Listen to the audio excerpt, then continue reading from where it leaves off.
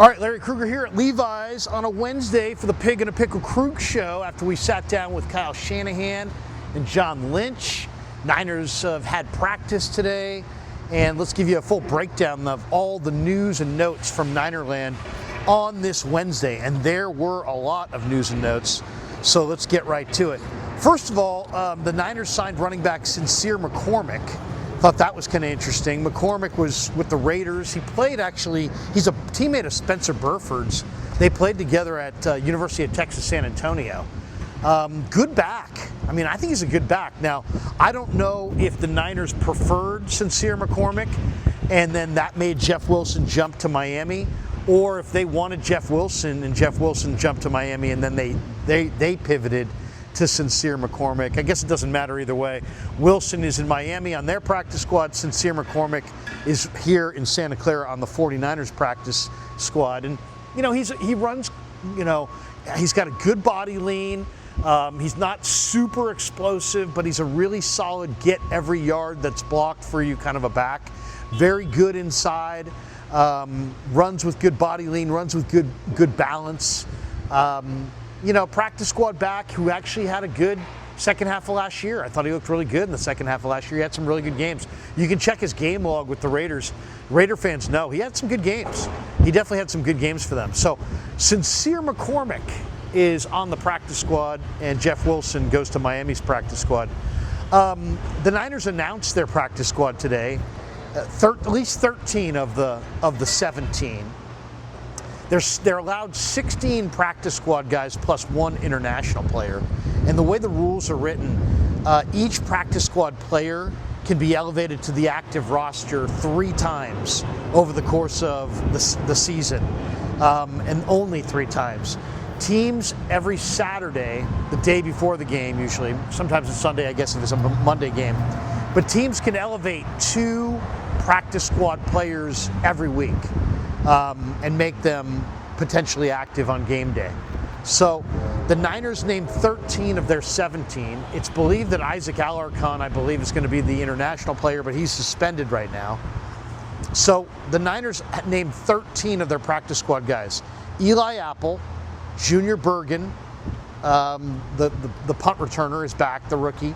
As I told you guys the other day, there were some good reps in that last preseason game from William Bradley King. And William Bradley King, because of those good reps in that third preseason game, I thought probably made the practice squad on that alone. That's 3. Derek Canteen, the corner/safety, is on the list. Robbie Chosen is on the list. Trevis Gibson. I thought that was a great get to get Gibson back. He had a tremendous preseason in a very short amount of time. He had like 3 pressures or 4 pressures in the last game, caused a couple penalties. I really like Trevis Gibson. I think he's going to be able to help the Niners quite a bit this year. Jalen Graham is back. Drake Nugent is back. Curtis Robinson is back, which is one that I think all Niner fans are really thrilled about because Curtis has been a lifelong Niner, and he went to Stanford, and he's a very community-oriented guy. We love Curtis Robinson, and he's back. So, and I think Curtis, you know, in fairness to Curtis, he was about to play his best football last year, got hurt, made it back this year. I don't think he's quite ready yet. I think he still needs a few more weeks, but he's getting there. And he flashed in the preseason, and he'll be on that practice squad for the Niners. Sebastian Valdes made it through waivers.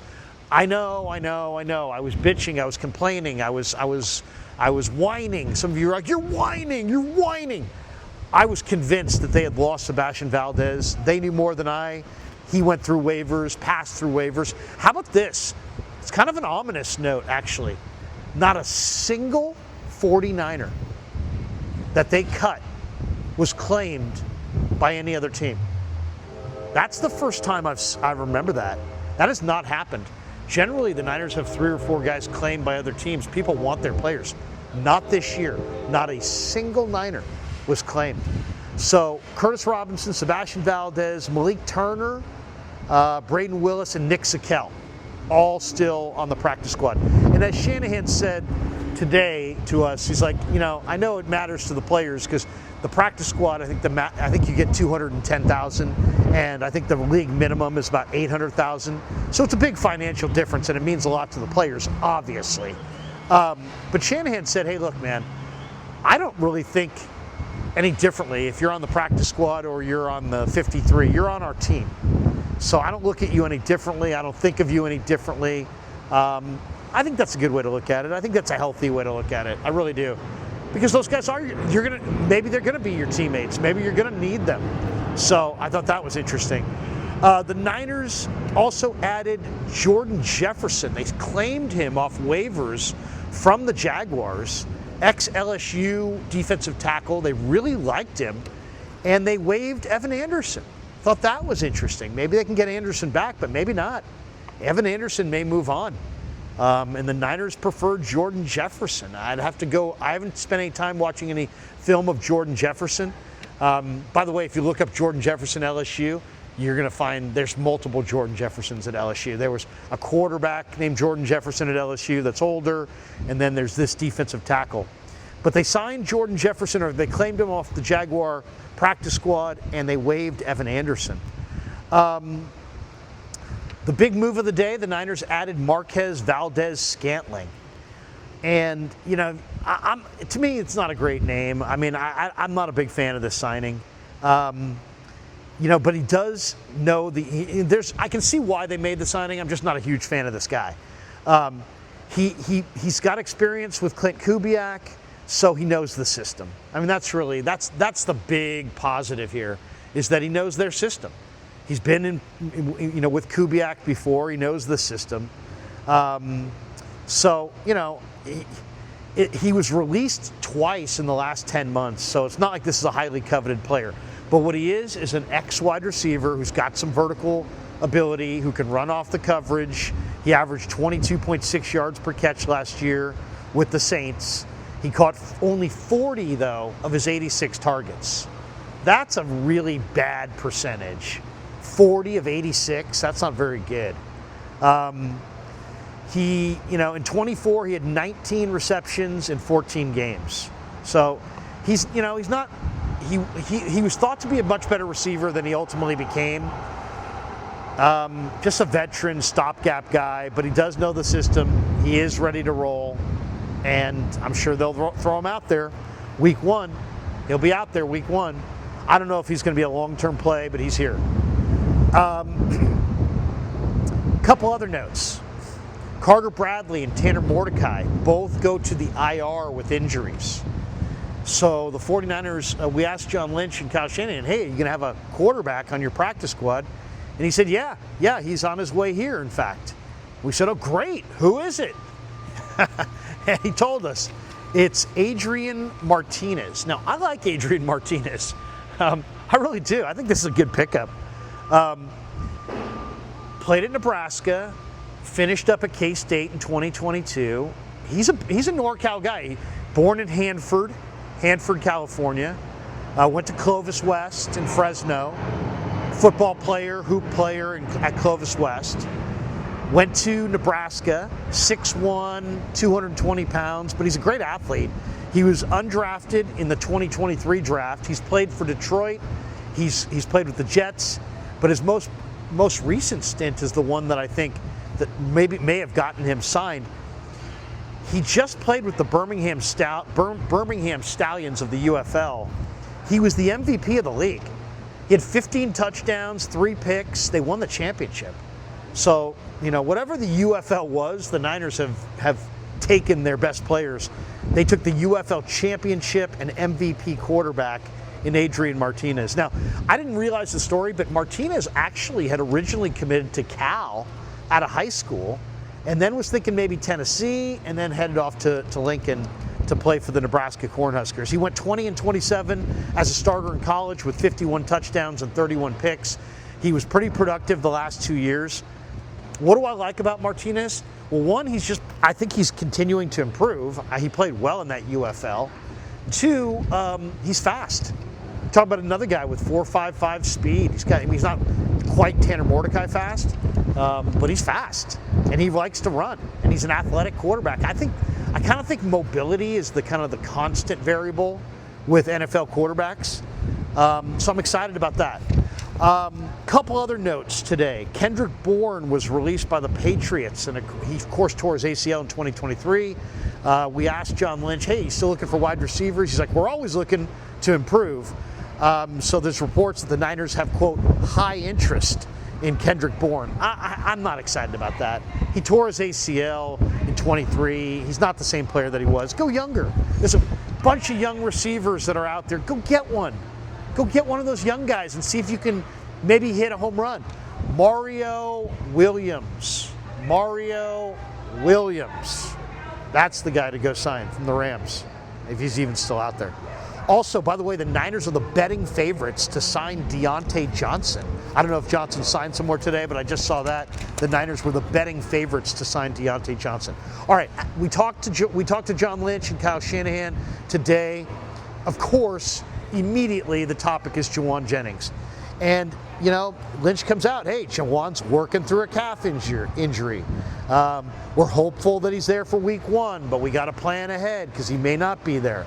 And, you know, are you looking for more wide receivers? We're always looking. We brought in MVS. You know, have you done any imaging on this ankle? People asking, kind of inquiring, is this a legit ankle injury? And John's like, well, we have done imaging on it, but we'll do more if it doesn't heal pretty soon. Okay, so now they're buying themselves more time.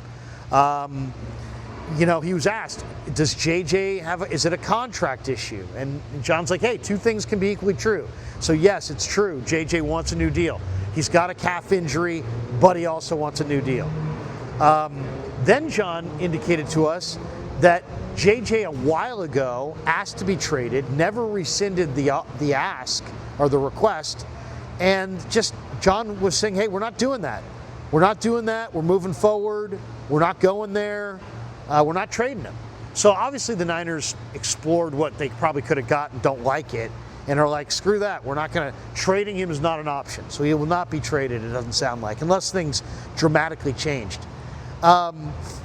Lynch did say something that I thought was really interesting that I'm not sure if everybody picked up on. He was asked about, hey, are you guys having negotiations right now with Drew Rosenhaus? And he didn't say, yes, we're having negotiations right now, but he said we have had negotiations throughout the offseason. So it's very possible that they're going to come to some kind of compromise with JJ and move some money around and make this all go away and make him happy. You know, it's a very delicate situation because he's a very powerful presence. He's a guy they love. They want him in the room. They need him, and they don't want him to go south, but I don't think they really want to do anything on the contract that's meaningful. We'll see. I don't know. I have no idea where it's going. Lynch did say that Russell Gage will be signing a one-year deal and is going to be not on the practice squad, but on the 53-man roster. So that's a receiver you can expect to see, despite the MCL sprain, week 1 up in Seattle at Lumen Field. Shanahan said he's hoping to have both Dom Pooney and Ben Bartch, that they're both on pace to play week 1. Shanahan also indicated that Yatir Gross-Matos is possible for week 1. They're aiming for that. They're trying to get him ready for week 1. Lynch said that Alfred Collins has continued to improve throughout the offseason. Shanahan was asked about Sebastian Valdez, and he just said, hey, man, we're glad. You know, he didn't make the 53. It was a numbers game, but we're glad that we got him back. People asked about Curtis Rourke, and he said, hey, maybe around week 6, they'll open his practice window, and then they have 3 weeks to either activate him or redshirt him. So he'll either be activated. Most likely, they're going to redshirt Curtis Rourke. Unless something dramatic happens with their quarterbacks, they're going to redshirt Curtis Rourke. He's going to be a 2026 player. Lynch talked about Jake Moody again. He cited what a great competition it was with Joseph. Said that Jake had a really good preseason. Lynch said he was really surprised that people are still, questioning Jake. Once again, the Niners are in an alternate universe when it comes to Jake Moody. They see greatness. The rest of us see, frailty. They see, a great kicker. We see a guy who's shaky at best.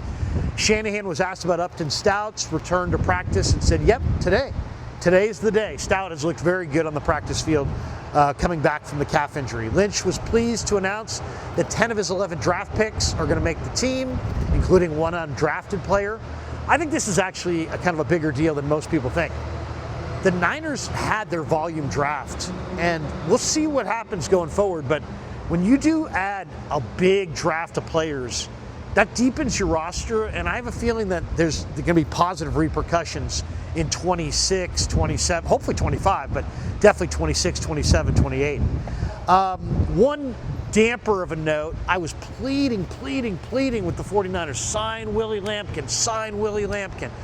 Put a claim in on Willie Lampkin. Work out a trade for Willie Lampkin. You have Brendel. He struggles. The Hennessy has been totally marginal. Willie Lampkin had the highest grades of any offensive lineman. And where does he go? He goes to the Eagles, the Super Bowl champion Eagles, who have the best offensive line in the sport. They saw value. I mean, unbelievable. So the Eagles, I mean, that would be like the Dodgers getting some awesome prospect for nothing just because they're smarter than the Giants. I mean, unbelievable. Niners had a chance to add a real foundation center, a guy who's going to have a great career in the NFL, who's proven it in the preseason. He's good. He's a hell of a player. They had the claim in front of the Eagles. Did they make a claim? No claim. And now he's in Philly on the best line, on the best team in pro football. One other thing, we didn't talk to these guys today about this, but I was looking at some of the numbers. This is going to have to be my 49er stat of the day. The Niners are trying to do something this year that is absolutely, I think, maybe unprecedented and never happened before in NFL history. The Niners have $42.8 million in available cap room, third most in the NFL. That's available cap room right now. That's money that they're not spending towards the NFL salary cap of $279.2 million. That they're intending to either not spend or roll over for future years. Okay, I see advantages to that. But the Niners also have an NFL high $96.6 million in dead cap.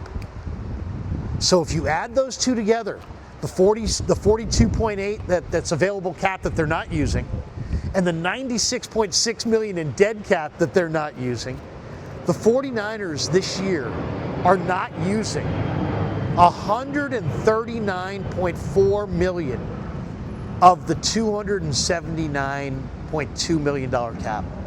The Niners are basically going to use less than half the cap.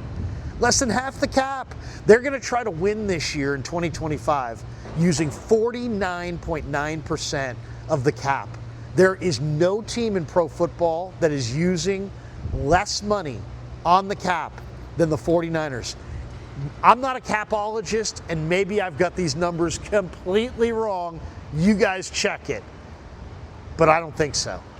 The Niners have $42.8 million in available cap. They have $96.6 million in dead cap. If you add it together, it's roughly $140 million. The cap is roughly $280 million. They're trying to win Super Bowl 60 by using half of their allotted salary cap on players' salaries. Has to be the least amount spent on player salaries of any team in pro football this year. That's what they're trying to overcome. So when we talk about, they've got an easy schedule, but it's still going to be challenging. That's why it's going to be super challenging, because some teams are spending all of their cap, $279 million. The Niners are spending half of their cap.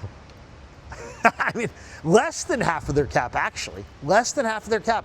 The Niners are spending 49% of their allotted 2025 cap and trying to compete with teams that are spending far more. So that's trying to win the Super Bowl with one arm tied behind your back. Is that their strategy? Seems pretty unique in a year where they're hosting the Super Bowl. Probably unique isn't the right word. All right, thanks to Pig in a Pickle for being the title sponsor of the Krueger Show. Check them out. They're in Corte Madera. They're in Emeryville. They're open 7 days a week from 11 a.m. till 8 p.m. or until they run out. Thanks to Claw Daddy Arcades as well. They're a great follow on Instagram at Claw_Daddy_Arcades. Brand new locations opening in Capitola Mall and Visalia Mall later this year. And thanks to Sharp Corners, Sports Cards and Collectibles, 205 Cypress Avenue is their address. They're in Pacific Grove, California on the Monterey Peninsula. And thanks to Anthony Catania. He's at 831-521-5264, and he's a great follow on Instagram at Sharp Corners 831 on the gram. All right, join me tonight for Niners Nightly, YouTube only on the KNBR YouTube channel. The great Brad Graham is going to be in the house, and we will break down the moves of the day with Brad. So join us tonight at 6. Brad's going to jump in around 6:30 on the KNBR YouTube channel. And thanks to all you guys for supporting The Krueger Show on YouTube.